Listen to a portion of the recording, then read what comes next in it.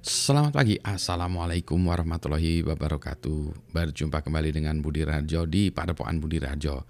Kita mulai dengan ngopi dulu. Bismillahirrahmanirrahim.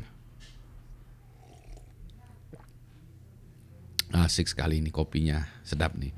Pagi-pagi cerah, kalau kemarin pagi mendung, pagi cerah sekali. Tapi harus ini kayaknya habis ini harus keluar berjemur. Nah, sebelum saya mulai topiknya saya minum kopi dulu.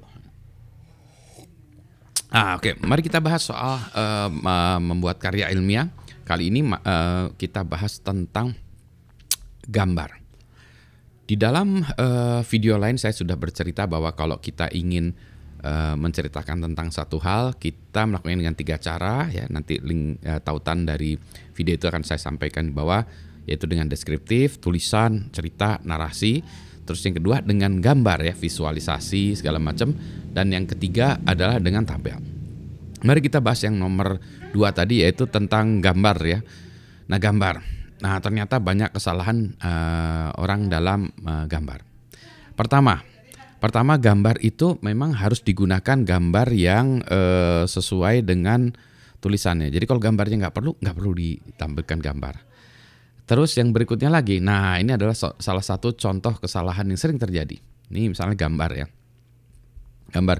Dan kebetulan gambarnya ini misalnya Anda dapatkan dari sumber lain, bukan gambar yang Anda buat. Ini gambarnya gambar saya ya kebetulan ya, tapi bisa gambarnya gambar lain ya. Ada beberapa kesalahan dari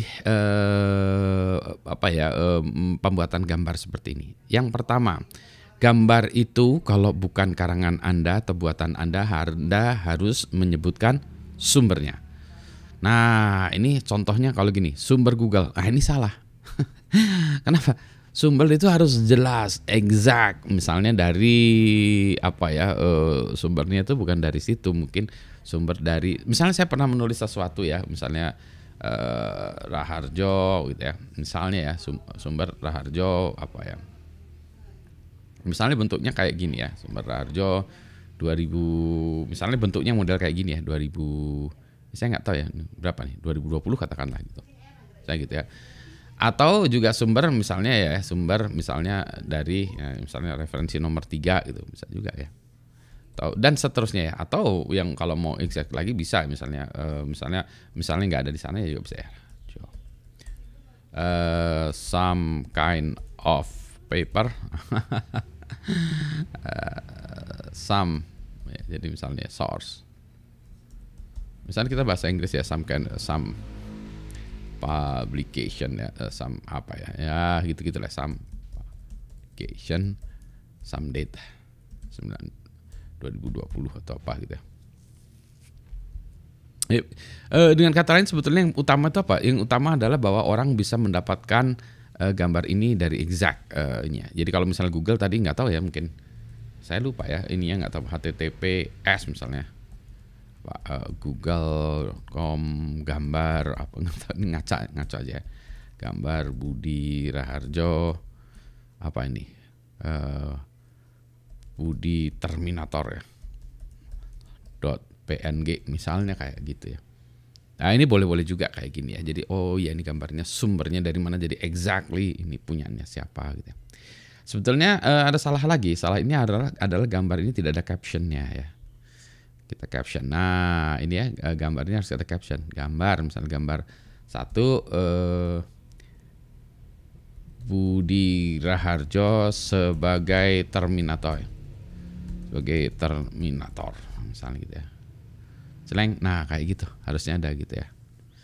Source-nya ditaruh di situ ya.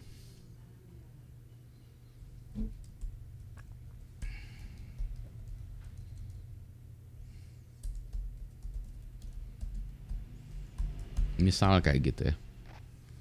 Dan di dalam referensinya itu ada ya, Radio 2020 dibahasnya seperti apa gitu ya. Ada lagi yang menjadi masalah juga adalah bahwa gambar ini pun tidak boleh diletakkan begitu aja tanpa tanpa cerita ya. Jadi kita harus ada ceritanya ya. Ceritanya ini nih kita salah nih, nggak apa-apa ya.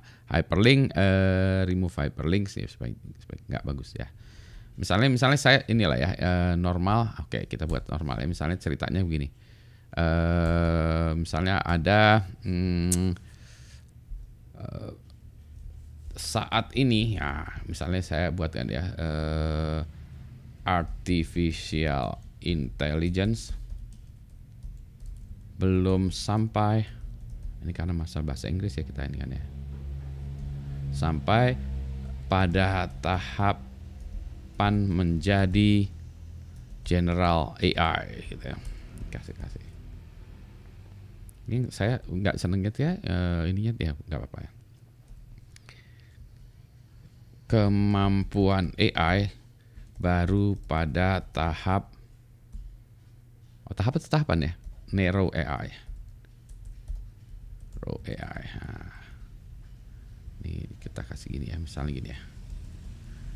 Nah, yaitu AI yang hanya dapat mengerti untuk satu hal saja. Nah, ini kan sekarang kita ini juga nanti paragraf ya, soal paragraf ini juga soal penulisan ya. Ini juga nanti kita bahas yang lain lagi, tapi ini salah. Biasanya orang diperbaikinya di sini. Kalau saya tidak, harusnya dari sini ya, modify. Kalau kita mau itu bentuknya justified ya, ini ya nanti paragrafnya apa ya, bentuknya kayak gimana, single line, double line, misalnya double ini ya, 2 spasi atau 1,5 spasi gitu ya. Nah, jadi di situ deh. Budi Raharjo kan sebagai seorang Terminator, dan seterusnya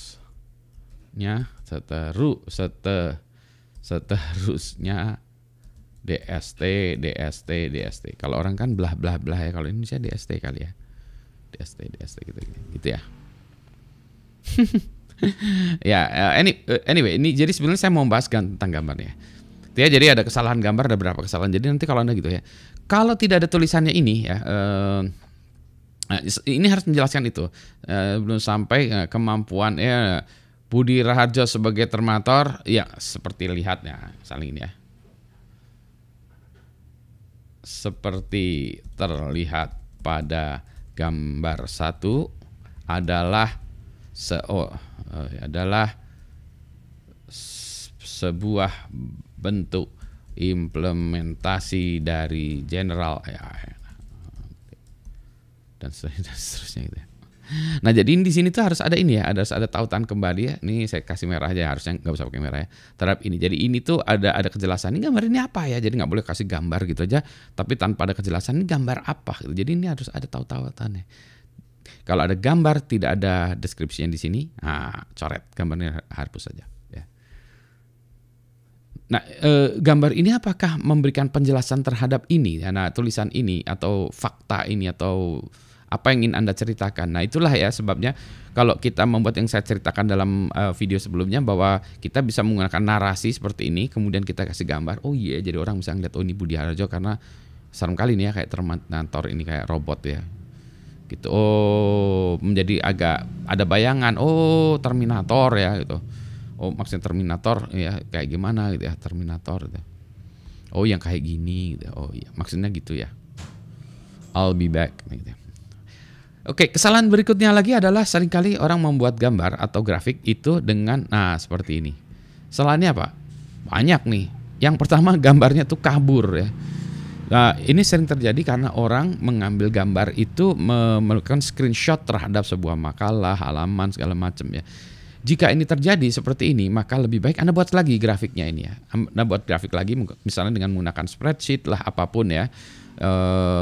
Spreadsheet Anda gunakan, Anda buat grafik ini, tetap Anda harus merefer atau merujuk kepada sumber aslinya. Meskipun itu gambar buatan Anda sendiri ya, tapi ini gambarnya bukan karya Anda, maksudnya dalam hal konten ya, ini bukan karya Anda tapi karya orang lain. Jadi Anda harus tetap menunjukkan bahwa meskipun Anda yang gambar, ini adalah gambar karya orang lain. Karena fakta di dalam gambar ini itu boleh jadi salah. Kalau salah Anda yang ini kan ya, Anda yang disalahkan.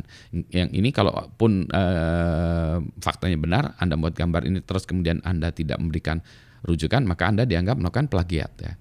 Anda menjiplak punya orang, karya orang gitu ya. Jadi tetap disebutkan sumbernya. Nah, balik lagi kepada ini ya, yang menjadi masalah adalah kaburnya nih, nggak jelas gambarnya ya. Sehingga kalau Anda membuat lagi, buatlah dengan yang jelas ya. Sehingga bisa, ini maksudnya apa sih gambarnya gitu ya. Nah itu ya. Berikutnya lagi, gambar ini sebaiknya kalau gambar kalau maupun berwarna itu sangat ya harus yang sangat mudah dibedakan gitu ya. Karena banyak orang juga yang mungkin memiliki masalah dengan agak sedikit buta warna atau apa sehingga susah gitu ya. Itu juga gambar yang seperti ini juga susah kalau misalnya zaman dulu kita harus fotokopi ya. Fotokopi black and white ya, hitam putih. Maka ini akan jadi kacau deh kalau Anda coba aja nanti Anda fotokopi. Misalnya Anda punya gambar asli dalam bukunya seperti ini, Anda fotokopi, wah itu faktanya jadi nggak jelas. Terutama yang sebelah kiri ini ya, gambarnya jadi gelap terus nggak jelas gitu ya. Jadi kalau bisa hitam putih aja, black and white ya. Kalau membedakan itu ya ada yang beda dengan arsiran ya, yang misalnya ini yang ini padat ya, solid, ada lagi yang mungkin arsir menyerong dan seterusnya. Biasanya seperti itu. Sehingga dengan hanya black and white pun Anda bisa menjelaskan fakta dalam tulisan. Nanti kalau dalam presentasi Anda pakai warna seperti ini juga nggak apa-apa gitu ya. Tapi tadi ya warnanya asal dia kontras, jelas, bisa dibedakan gitu ya. Yang penting orang bisa melihat ini dengan jelas gitu ya. Ya, jadi jangan kabur ya. Kalau kabur gini udah jelas itu Anda melakukan plagiat, nyontek dari mana, foto dari mana, itu sangat menyebalkan bagi yang memeriksa. Masalah berikutnya lagi tidak jelas ini tuh sumbu X dan sumbu Y menyatakan apa ya. Itu seringkali terjadi kayak gini, sumbu X apa? Tahun, jumlah, sequence atau apa? Sumbu Y-nya ini apa?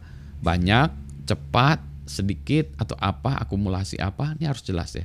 Sumbu X dengan sumbu Y harus ada. Ini nggak ada sama sekali. Jadi kalau saya diberikan gambar ini, saya langsung bingung. Ini gambar apa gitu ya. Jadi harus dijelaskan gitu ya. Terus kalau ada beberapa garis atau berapa, ini harus buatkan legendnya di situ ya. Bahwa garis A yang merah ini menunjukkan apa, yang biru menunjukkan apa, yang kotak ini apa. Biasanya sih nggak gini sih. Biasanya ya ini mungkin visualisasi yang lain ya dari sebuah data ya. Mungkin bagusnya seperti ini karena bisa menunjukkan, saya nggak tahu ya, mungkin yang kotaknya akumulasi, yang ini adalah apa gitu ya. Sehingga kenapa kok dicampurkan bentuk gambarnya. Dan bentuk gambar yang seperti ini susah ya. Biasanya tools kita atau spreadsheet hanya satu jenis gambar. Tentu saja tadi ada masalah tentang caption, tentang sumber dan seterusnya, itu masih tetap melekat. Dan juga ada masalah tentang tidak ada narasinya juga gitu ya. Jadi meletakkan gambar itu tidak hanya sekedar meletakkan gambar, tetapi ada tata caranya gitu ya. Nah kalau di sini ada narasinya, narasinya itu bisa setengah halaman sendiri ya, bagus ya. Anda jelaskan ini, menunjukkan grafik ini, bahkan nanti Anda bisa melihat ya, kenapa ini misalnya ini tidak selamanya naik, ada siklus yang naik turun. Ini kalau ya naik turun, naik turun, naik turun, naik turun, naik. Oh berarti berikutnya ini mungkin turun ya. Misal Anda menyimpulkan seperti itu, sehingga orang yang ini, oh iya benar juga ya, ada narasinya Anda baca. Misalnya, tetapi yang merah ini akan terus naik, yang dimana yang biru ini selalu di atas yang merah, kecuali garis yang ini ya, kecuali pada tahun sekian dan tahun sekian, yang mana merah itu lebih mendominasi dari biru. Kenapa demikian? Anda cerita di situ ya. Sehingga orang yang melihat faktanya dengan cepat melihat ini, tetapi ketika dia ingin tahu lebih detail, dia membaca narasi Anda. Begitu ya. Nah, semoga cerita singkatnya, cerita nggak singkat-singkat juga sih, tentang bagaimana menambahkan atau menyertakan gambar ya, chart, ya, figur dalam karya ilmiah.